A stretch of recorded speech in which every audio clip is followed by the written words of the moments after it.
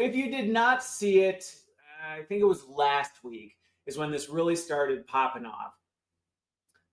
Big CEOs everywhere started not tap dancing or tiptoeing around the whole, well, will AI lead to layoffs, all this other stuff. You weren't getting the political answers anymore. They literally were going on the record saying, yes, yeah, that's where everything's going. And it's almost strange reading some of their stuff. It was almost like, hey, we're doing you a favor, giving you a heads up. Some of it was just almost straight up bragging. Now, some of the CEOs who were doing the bragging thing, they bragged about other things. And I was like, oof, yikes. But the point still stands that it's now not even something that's taboo or hidden, or companies are going, no, we plan on being a human first or an employee first company. They're just straight up now going, yeah, no, our plans are to cut large percentages of our workforce. And we're talking big numbers. We've heard these doomsday proclamations from the CEO of Anthropic. We've heard them from, Bill Gates and some of these other futurists. But to hear it from the CEOs themselves is a little bit different, and I'll explain why. But this is now becoming a big thing because some of these numbers, I think it was the CEO of Ford, don't quote me on it, but I'm pretty sure it was the CEO of Ford who, they didn't say specifically at Ford, but they made the projection that they think up to 50% of white collar jobs will be eliminated as a result of AI. So this is big. This is big, and it's happening already. Unless you think it's like, nah, that's a long ways away. IBM just wiped out pretty much almost all of their HR function with a chatbot. So the headlines are there. This other stuff, people have been talking about it for a while. Then on now, the CEOs are going, yep, it is. We're not even hiding it anymore. Now, here's why that's so much more concerning and why it's kept me up at night for the past couple of weeks is I've been in these, there's something that if you aren't in the C-suite, it's important for you to know. You don't talk about this kind of stuff publicly, for sure not publicly, not even internally, until it's a done deal. And you can debate things all you want. There's reasons for it. Some of it can be against the law type of a thing. But the reality is, and to be clear, I am not suggesting that I think the level of secrecy and keeping things close to the vest is where it should be. I think there are lots of ways that companies can be transparent without violating this rule. But the point still stands when a CEO starts publicly in articles, in all this other stuff, saying things about the percentages of employees that are going to be replaced by AI, it's too late. There's no going, well, can't we change course? Can't we just convince them otherwise? No. And it has to do with how the C-suite works and the way boards work and the decision-making process, in that a CEO is never going to talk publicly about their plans to lay off large percentages of their workforce unless that's already been decided.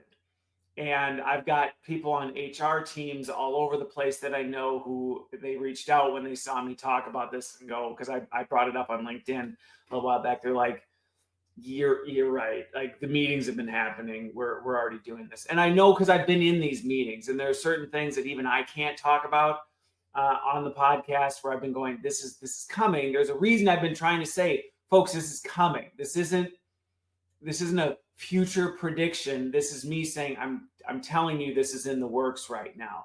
There are things happening right now that you need to be prepared for. And 2 weeks ago, it really broke loose when the CEO started just publicly talking openly about how many people they're planning to go. Now, I don't bring this up. Well, in some ways, I am bringing it up to ring the alarm bell. Because if you're still sitting there going, but I don't think at our company, I don't think here we're going to do that. I don't think for my role and my function, we're going to do that, which I'll get to in a little bit. But it is. It is right now happening. People are making these plans. Boards are talking about this. I was in some conversations and then stumbled across some other news articles that are talking about this. Boards of directors are putting heavy, heavy pressure on their senior leaders to hit 20% or greater targets of employee elimination. Now, does that mean freak out? Does that mean, run for the hills? I don't think that's helpful ever. But should it raise enough concern that you actually take this seriously and go, okay, so I guess I really need to actually be thinking critically about this, making sure I'm aware of how to use AI so that I can stay relevant in my job. I can be proactive in keeping my skills where they need to be. I can be quietly, keeping my eyes open for new opportunities or preparing myself mentally and emotionally for the possibility of a real change, thinking about what I might do next if something were to happen with my job. My goal in telling you that isn't to send you into a panic and make you lose sleep, every night wondering if when the other shoe's going to drop. I think you can have a peace of mind about the fact that is the world we're living in right now. Those are the waters we're swimming in. And you can go about your life and not, lose sleep every night about it. Now, personally, I'm going to advocate that my faith is what allows me to do that. So if you don't have that, I mean, I'm going to say I'd encourage you to, consider it. But even if you go, no, that's not for me, then you need to figure out what it is you need to do to be able to balance the two. Because what'll happen is if you let this consume you, if you start living in paranoia of when are the AI layoffs coming for me, you're actually making yourself more vulnerable to it because you now become the conspiracy theorist of the organization, the person who's obsessed with when are the layoffs coming. You're the company gossip that pretty soon everybody starts knowing you're stirring up all this other stuff, and you put a target on your back. So you don't want to become that person, but you also don't want to become the person that sits there and goes, no, it's not. I just don't believe it. I think it's all just hype. And then you get a 30-minute meeting with HR on your calendar or a unexpected one-on-one with your boss that just doesn't really give you any description, only to find yourself sitting behind their desk as they let you know that your position has been eliminated. And sometimes you might not even get that. I mean, I've seen and experienced it where you get on a town hall or a conference call and you realize, hey, this isn't everybody from the company. And it's like, oh, it's because this is the call where you're announcing to all of us, we are the impacted employees. So if you didn't think this was real before, if you just thought, job loss maybe, but it's probably not, going to be as bad, it's probably going to be a lot worse than most people are anticipating. And we're at the point now where we're going to start seeing the dominoes fall. With that, and then I'll get into the other two, a couple things that I really want to advocate to people for right now. I say it's too late. There are still a very small and diminishing number of instances where you still can change course. If you have not made this call yet and you're a senior leader, you don't have to do this. Just because it's the trend, just because it's what everybody's doing, just because your board is putting enormous pressure on you to do it, does not mean you have to. And I would very much caution you to reconsider if this is the path you're going, because, and if you want evidence to push back, just start asking for evidence that this will actually result in a benefit. Because I am telling you right now that this is based on a wish and a prayer.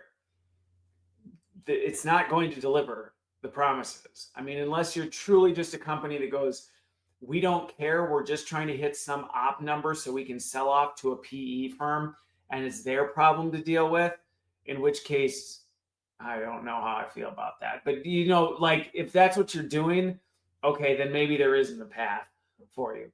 But if you're an actual company that's just wrestling through this and buying some of the lies that it's going to cut your operational costs, it's going to reduce your overhead. It's going to do all this other stuff. I'm telling you, ask for proof. You're not going to get it because it's not there. And if anything, the evidence is to the opposite. It is going to cost you more in the long run. The damage it's going to cause to your organization and your culture will be greater than whatever you think you're going to save. You might get a little short-term lift. It will cost you in the end. Now, that's not me saying don't implement AI. If you've listened to me for any length of time, you know it's about doing it the right way and making sure your people are prepared, which is why I built the Pathfinder Pulse Analysis. It's why I built the AI effectiveness rating. It's so that you can know where your people are and focus surgically on where to use AI well and to succeed. So it is possible. Throwing an arbitrary double-digit percentage and saying we just got to cut this many people, that's not strategy. That's gambling is what that is. I mean, you're literally gambling with your company by doing that. So don't do that. Don't feel pressure. Now, if you're in a situation where you can't make, it's already done. Maybe you're not even the CEO making the decision. Maybe you're the VP of HR. Maybe you're the HRD that now has been tasked with, here's the spreadsheet. Go work with your business leaders on picking your 20% and filing them out. This is where I think we're now at a stage where it's about figuring out how to do that well. And I hate that we're here. I don't think we need to be here. I think it's really unfortunate we are. But what I don't want people to do is throw their hands up in the air and go, well, we're screwed anyway, so might as well just go through the usual exercise. Because I'm telling you, this will cost. And I've been in meetings and on board meetings where people are like, we've done layoffs before. We just need to follow the process. And I'm like, no, you do not. First of all, one, your process before sucked. And second, the stakes are much higher. The mistakes you make this round will cost you exponentially more than they have in the past. Because this vacuum that you're creating by getting rid of these people is going to be filled by a digital entity that is going to fail catastrophically if you don't land this plane perfectly. And the people left are ill prepared to work with it and clean up the mess it's going to make. So whatever consequences you faced from layoffs in the past, you're going to turn the volume up to those significantly. So take the time to go through this. And I'm not saying I want you to go through this. I'm saying if you're there, by golly, take the time to make sure you're being surgical and careful. And I get there's all this rush to hurry up. We got to get to 20. We got to get to 50. Do whatever you can to buy the time you need to do it well and actually commit the resources to doing it well. And this is to all of you who listen to this, who are in these decisions right now that I know are out there, who are going, he's right. I'm in these meetings. I can't talk about them, but I've got the Excel sheet open right now as I'm listening to this, and I'm trying to decide which functions we don't need or which ones we're going to cut or how we're going to, based on my assumptions. Ask for help. Bring people in that you can trust. Like, do what you need to do this direct. Call me. I'll help come sit through and talk you through some of this stuff. I'll be the voice that tries to hold the waves of the chaos waters back a little bit. This is not a joke in terms of how you need to approach it. And like I said, my goal is not to freak people out, but to say, we're here now. We're here now. And we need to, one, do everything we can to execute this as best as you can, because I get it. In some situations, there's no turning back. So once you're there, it's about doing the best you can. And the last part, and then I'll transition, is we got to start preparing now for the fallout that is going to come.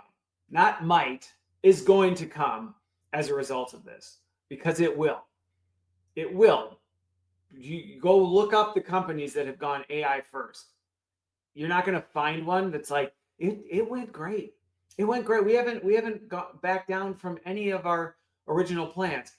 It's quiet. It's subtle. They're gently and under the radar undoing everything they did. And they're literally one of the fastest growing companies right now and fastest growing consultant services is AI cleanup. which, hey, maybe I'll add that to my LinkedIn too. So if you've already made this mistake and it's blowing up and you're going, I don't know what to do, call me for that too. But the reality is, this is now becoming a fast growing thing because of the number of companies that are making these mistakes. And now they're finally realizing, it was as bad as they had said it could be. Oh, the problems are exponentially bigger than we anticipated. Oh, so if you're in a position where it's inevitable, not saying forget trying to mitigate, maybe do what you can to try and stave things back a little bit, but I honestly recognize when you get to a point where you go, there's no going back. We're here.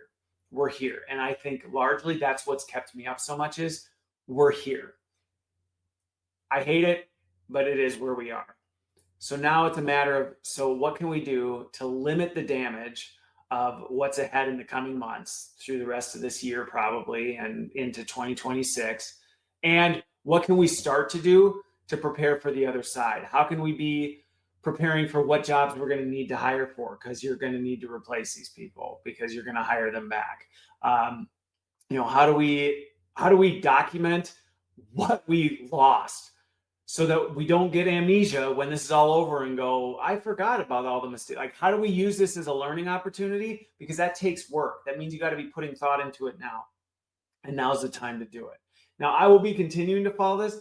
Maybe by some miracle, some big thing will change and people will start reversing this. But the tail on that is a long one because these decisions have largely already been made and the boards are pressuring the senior execs at an all-time high because it looks good. That's the thing.